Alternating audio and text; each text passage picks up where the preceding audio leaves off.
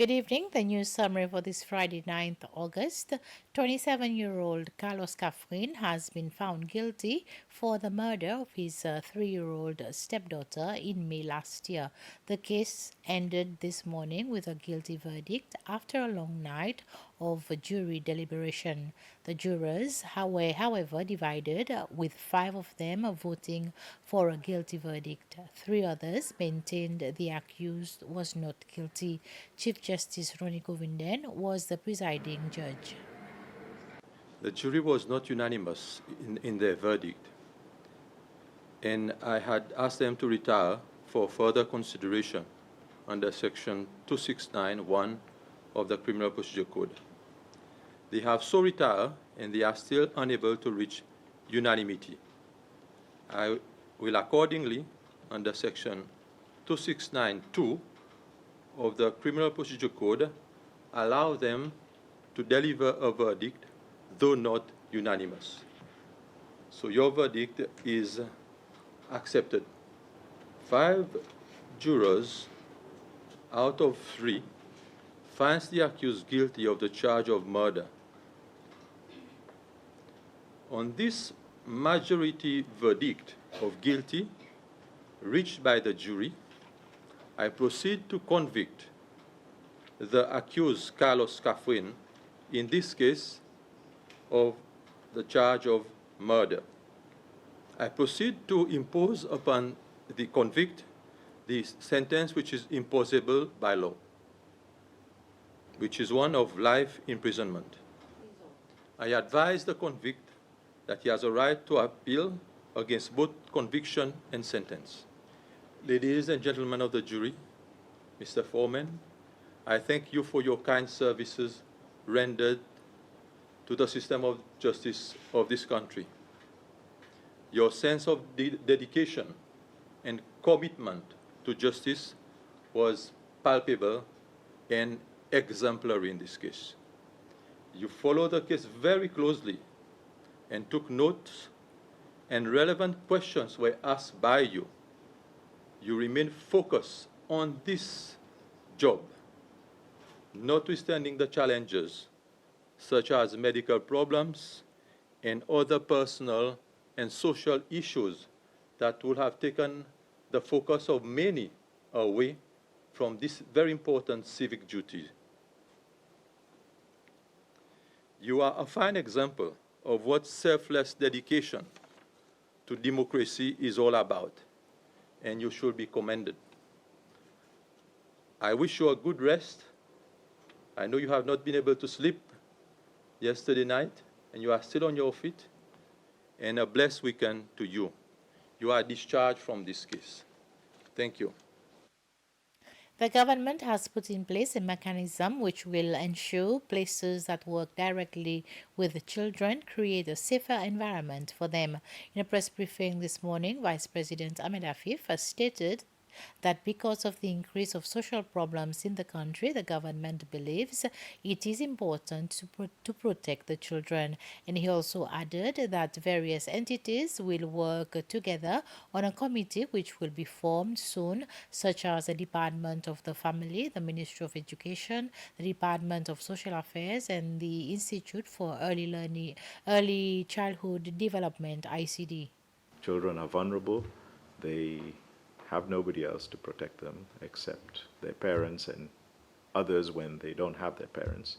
And that's where we feel the state has to put in place measures to ensure that where kids are supervised, there are standards that are set in place so that you will minimize the risk of abuse to children at place or under supervision.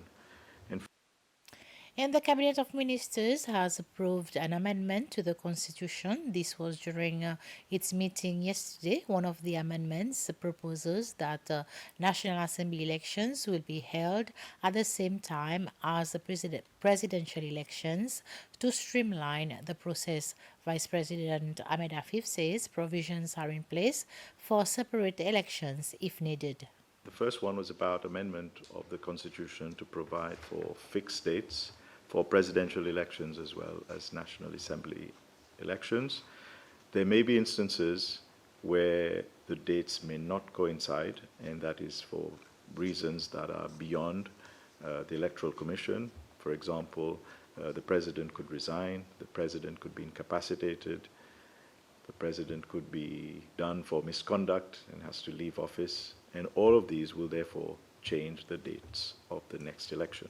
But the essential element that is provided for is that once a date has been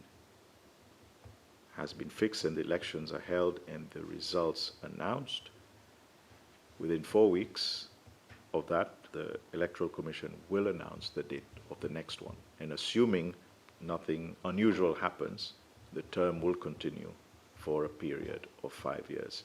And what has been agreed is that whilst the president continues his term for 5 years, the elections may be held on the Saturday of the 5th week before his term expires. And if he does win his election, then he continues the next 4 weeks until his term fully expires. If he doesn't, he can still be around for a period of 4 weeks during which he will do the handover, and the next president will start, and the dates are fixed. It may happen also that whilst this happens and everything runs normal as far as the president is concerned, you may find situations where the National Assembly, for other reasons, gets dissolved or dissolves itself.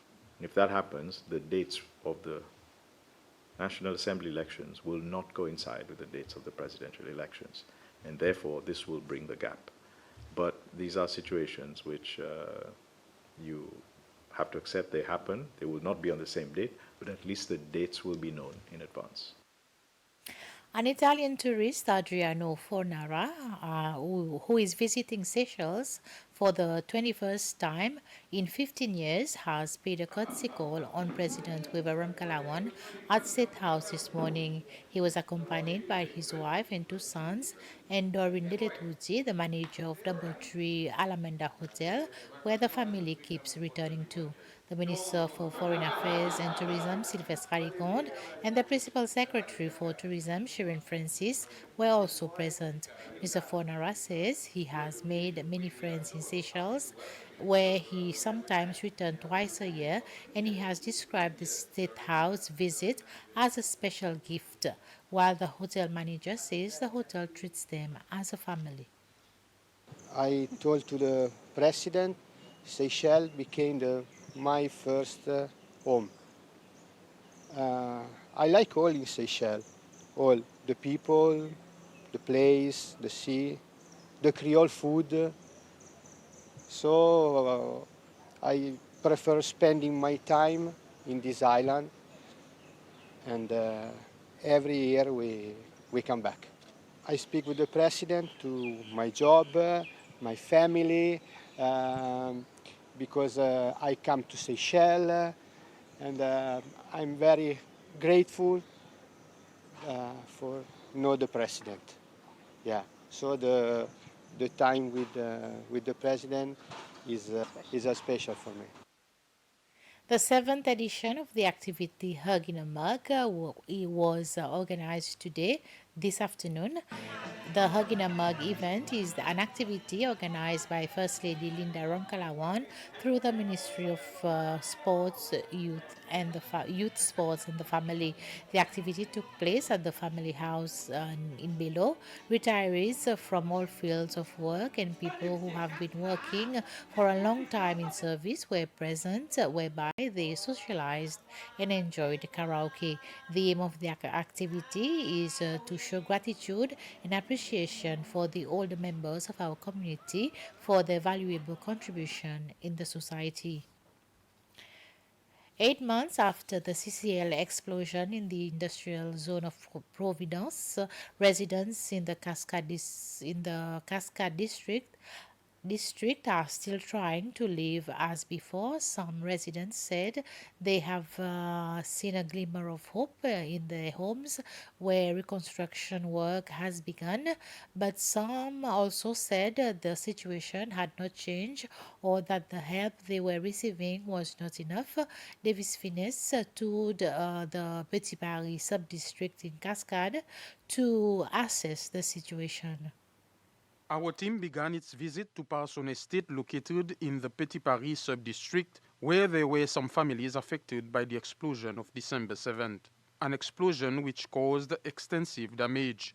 The deputy CEO of the Seychelles Infrastructure Authority, Sia Kitanfi, accompanied us on this visit. We met Mrs. Nelagapi, who told us that her house had been affected by the CCCL explosion. She said she was satisfied with the work done and that her house had been repaired. We then headed to the house of Mrs. Elvina Sari, 82 years old.